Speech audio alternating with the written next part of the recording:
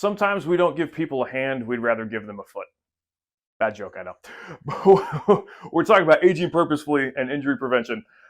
What this looks like, especially as we're getting into the warmer months for our runners. One of the things we're trying to prevent is a very common condition that we may all know and love called plantar fasciitis. What is plantar fasciitis? Plantar fasciitis is an irritation of the plantar fascia. And what this looks like on the foot, if you can see it right here, it's this white thing that runs all the way up to the 5 toes. The plantar fascia is what sits underneath the skin and layers of fat that sits in between that and where our foot muscles begin. What happens a lot of times if our calf muscles are weak and our foot muscles are weak, this plantar fascia takes a lot of the load from our daily walking, running, sprinting, jumping, all those exercises. And what happens over time is it takes all that load. Sometimes it doesn't get a chance to fully recover, and that's when it starts to get inflamed, angry, painful, irritated. That leads to plantar fasciitis. One of the things you also may know from our previous discussions, it may or may not, plantar fasciitis doesn't always cause pain from here. It doesn't actually always come from the plantar fascia. It can also come from other regions as well. It can actually be an ankle or joint issue. It can be an issue from the low back.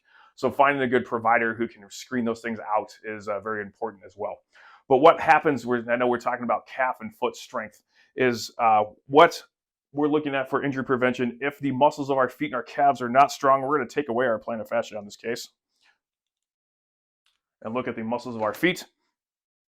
When our calf muscles are not up to par or fully doing their job, all these muscles have to take over and do a little bit more. And when those start to get a little tired or overloaded, and we try to run on them even more, try to jump on them a little bit more, they start to get irritated and inflamed, and that can lead to injury. What kind of injuries?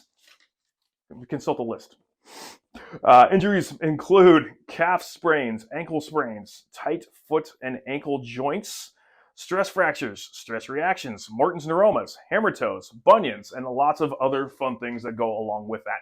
So like I said, the important thing is with any foot issue is find a good provider who can actually screen out the problem and make sure it's an actual problem from the foot, the calf, or somewhere else. Get a proper treatment and rehab plan in place and go from there. And remember, one of the things that we're looking for on our calf strength, the reason why calf strength is so important, if one side is weaker than the other by quite a bit, we really want to make that side stronger because that's probably going to be the side where this stuff starts to get a little bit more achy and a little bit more sore.